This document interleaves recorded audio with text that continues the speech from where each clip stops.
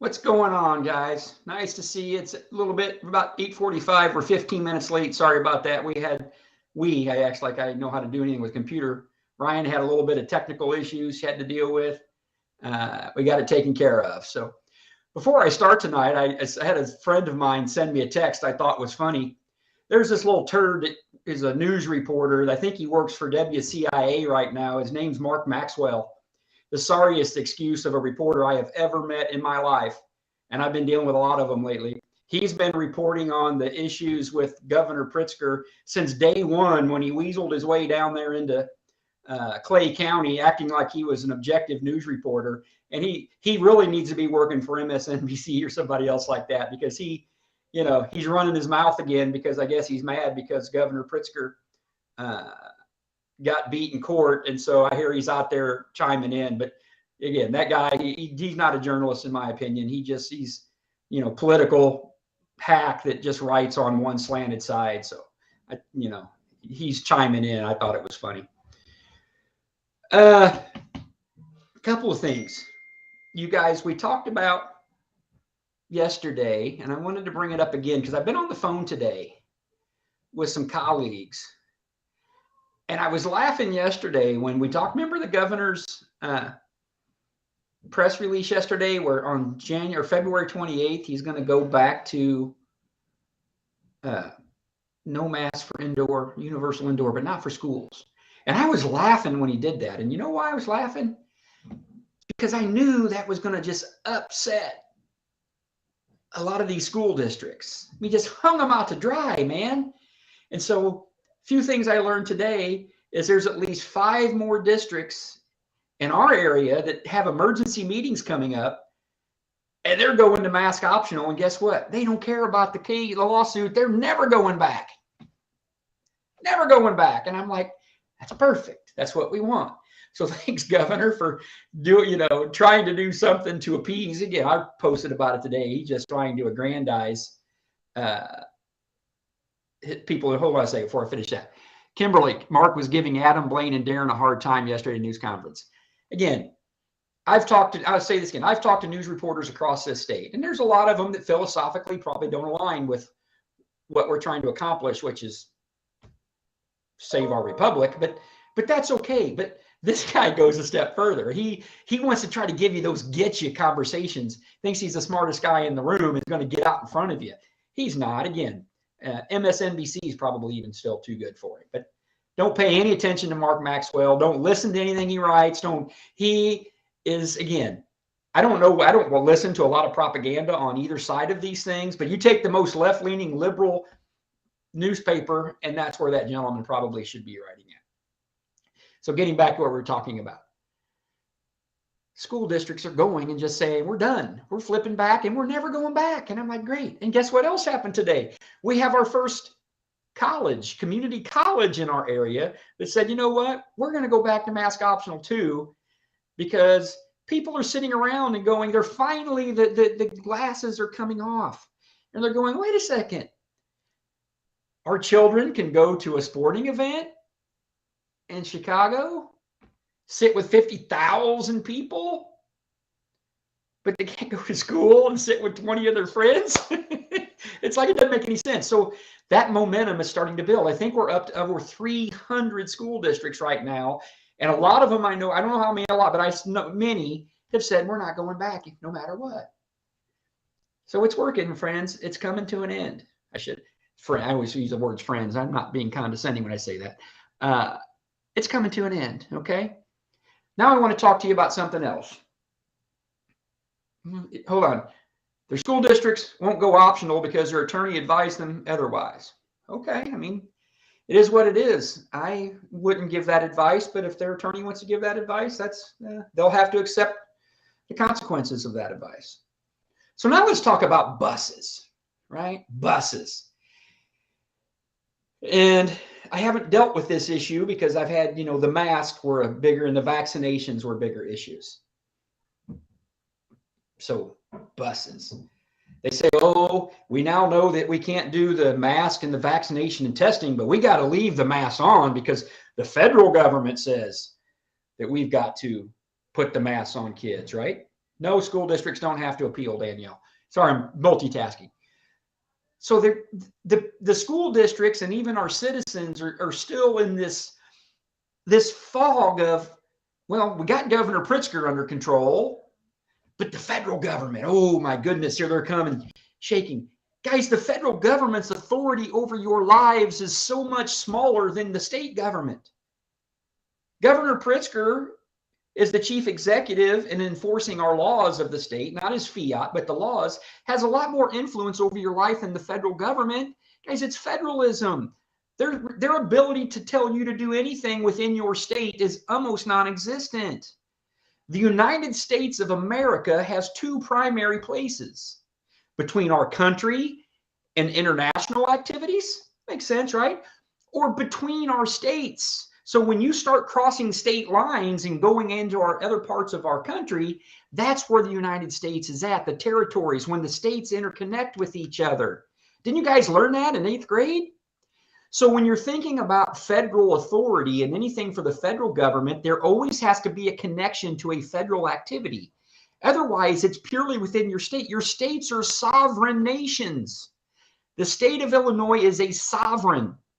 We have absolute control over what happens within our state unless it's a federal issue.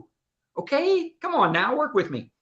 And there's been a lot of strained ways that our federal government's tried to take that over, and we have to push back. But with that framework now, let's talk about school buses, okay? And you guys need to send this part of the video. You can crop it out because your school board members might not want to hear all that other.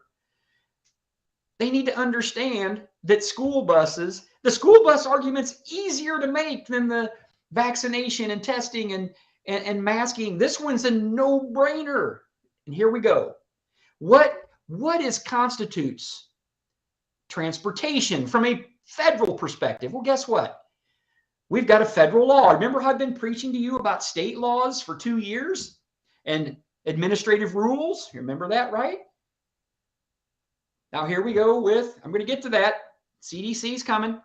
We have the same thing in our federal laws, and we have federal rules. Here we go. How do we define public transportation from the federal perspective? Okay, here you go. Public transportation. I'm getting to that, Alicia. It means under the statute, regular continuing shared ride service transportation services that are open to the general public, or open to a segment of the general public by defined age, disability, or income. Okay? Part B, what does it not include? What does public transportation not include from a federal perspective? Look at number 4. School bus services. Do you know why that is? Because school buses don't operate internationally, obviously, right? And they don't operate between states. Your school bus, and I used this for example for you guys before, drives around in your county or your city and picks up your kids, and they get on the bus and they get off at school and then they come back home. School buses are, I'm pointing at it, school buses, as highlighted in orange, is not a means of public transportation under the law, a federal law. I don't know what else to say. Now we're going to go to the order because it gets even better. The CDC order that they all want to tell you about, okay? I'm going to break it down into simple language for these school boards because they obviously don't read well and they're teaching our kids. Here's the CDC order. See it? CDC control. Order under Section 361 of the Public Health, blah, blah, blah. So President Biden told them to pass it, even though school buses aren't included in public transportation. And there we go. Summary. Look at this. Notice and order. Subject to the limitations under applicability pursuant to 42 U.S.C. 264, and then these rules. You see where it says CFR? That's a rule in the federal level. USC is United States Code. So limitations under these provisions. So the order of the CDC is limited even in the rule. It tells you right there. Okay, this is a statute. What are the limits? You ask yourself.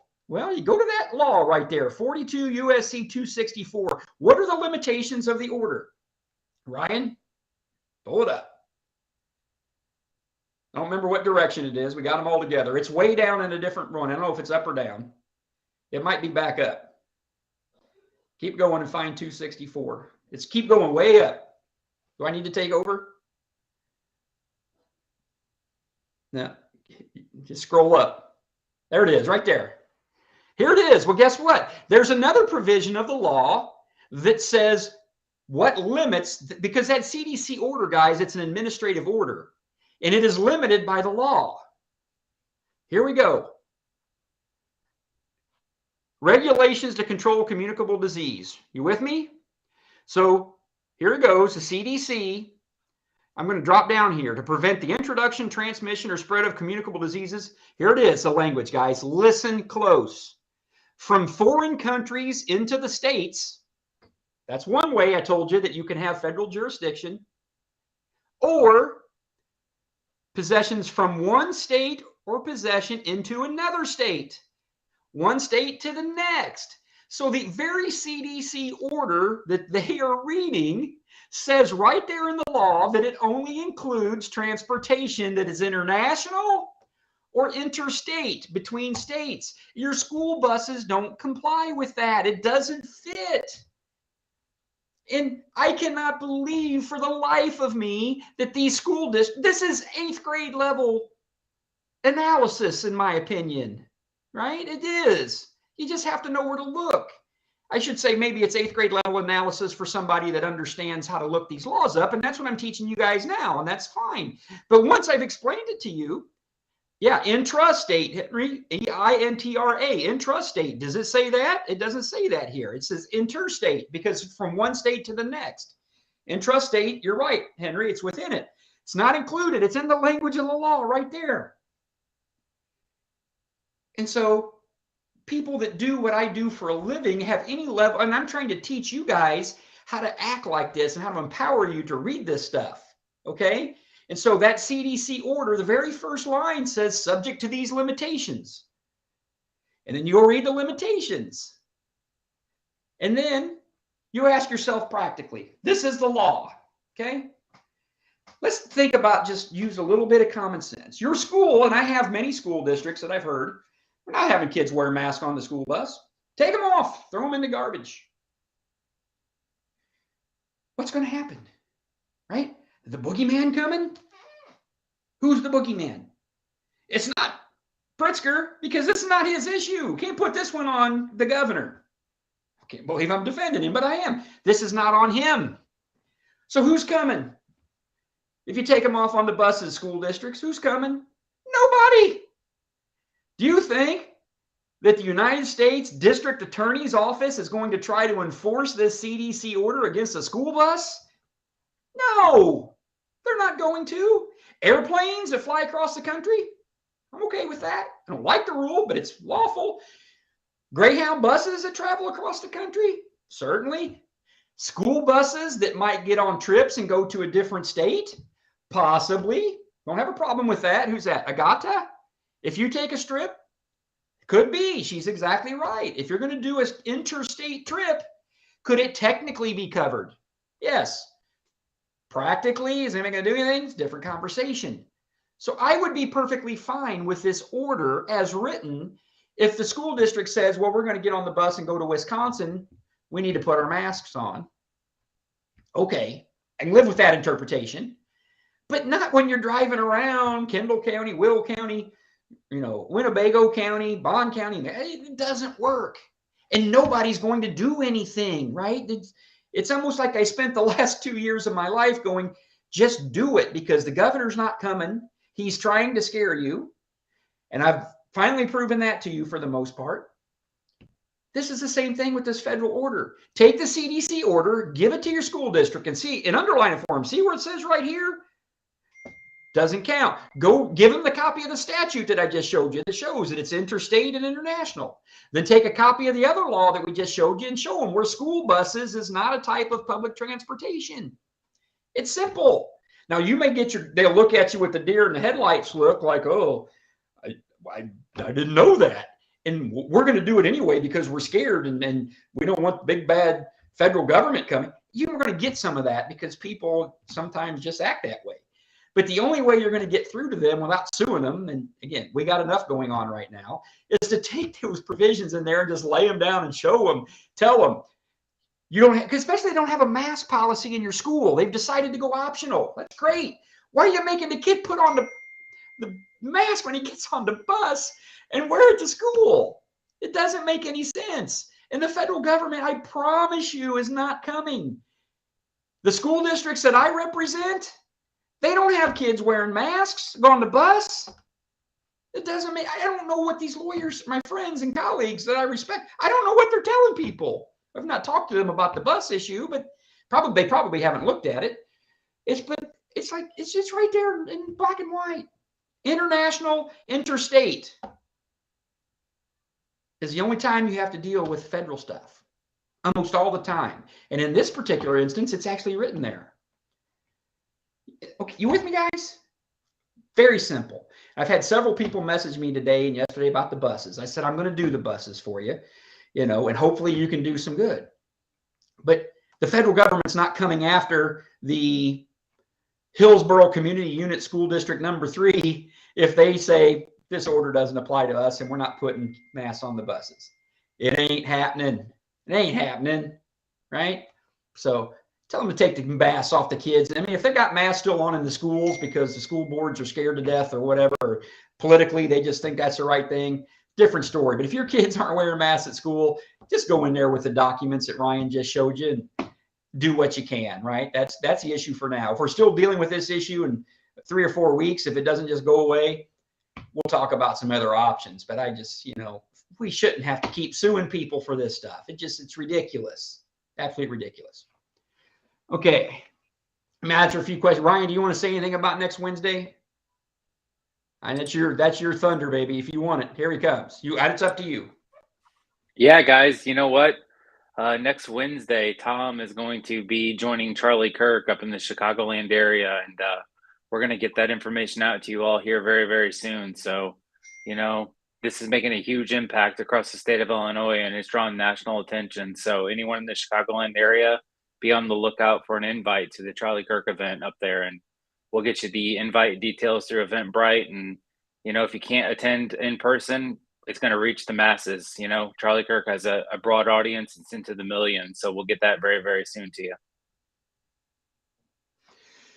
Okay. Yeah. Ryan called me today and I knew who this guy was. Like I said, I've read a little bit about him, but I was like, then I started looking at the platform that he has, and it's like, that's where we got to take the message. And you guys know what my message is. It's empowering all of you, because it's not me. I'm just the guy that's in your back pushing on you, right? That's all I am. You guys, I've had a lot of people say that I'm out front. I'm not out front. I'm in the back, and I'm just pushing you out and getting you out there, right? I tell you guys all the time, and I post it all the time. The most powerful weapon on the planet is an informed and educated people that participate in government. And tyrants will kneel. They will kneel to you if you just have the courage and the fortitude to get out there and do it. That's all I'm doing. I'm just giving you a little push. So that's what we're going to do next Wednesday, I think, at 7 o'clock. We're going to be on the stage with Mr. Kirk. And that's the message I'm going to give. The one I've been giving to you guys privately for a long time. I'm going to give it out there and let the world see it going. You don't need Donald Trump. You don't need, I don't know who they're going to be. Who's the other guy in Florida? DeSantis. You don't need them. We need you. That's what we need. You can solve all the problems. Those guys can't do anything without you. Okay, so that's what we're going to do. I'll talk to you guys later. Take care of the bus issue if you best you can. Ryan, somebody said something about posting the documents. I don't know how to do that. If you can post those documents for them, we do it. No, Heather, not a chance. I ain't running for governor. I ain't running for attorney general. People going, Tom, run for attorney general. Run for attorney general. I don't want to be attorney general. You know what I want to be? I want to be the guy behind all of you that's pushing on you to get out there and get it done. I want you to be a school board member. I want you to be a city council member. I want you to be a county board member. I want you to run for state legislator.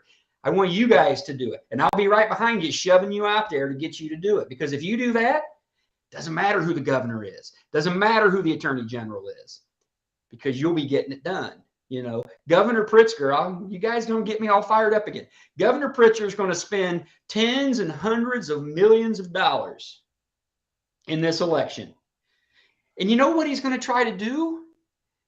He's going to try to gaslight you more. I promise each and every one of you. There's people that don't like me, and I'm okay with that. That's fine. I don't mind it. And I'm not perfect. I've done stupid stuff in my life. But you know what I won't ever do? I won't ever blow smoke up your rear end. I'll give it to you straight. And you may say, Tom, you're an asshole. That's okay. I won't lie to you. Ever. I'm not going to lie to you. Governor's going to try to gaslight you with tens of millions of dollars. He's going to run ads, and he's going to make fun of whoever the candidates are, whether it's Mr. Bailey or whether it's Mr. Sullivan, whoever it is, he's going to try to pick at them. He's going to try to hoodwink you into thinking they're bad, evil men, and he's the savior of the people. And I will be standing there all the way telling you it's a bunch of BS because it's not true. Okay? But if I can get behind you guys and shove you out there into the platform, he can't play those games with his money because you're informed, you're participating, and you're paying attention. And you'll bring that tyrant to his knees. And that's what I want to do. And I can't do that being in some political hack office someplace. I got to be behind you. I don't want to be out in front. Okay? So have a good night. Love you guys.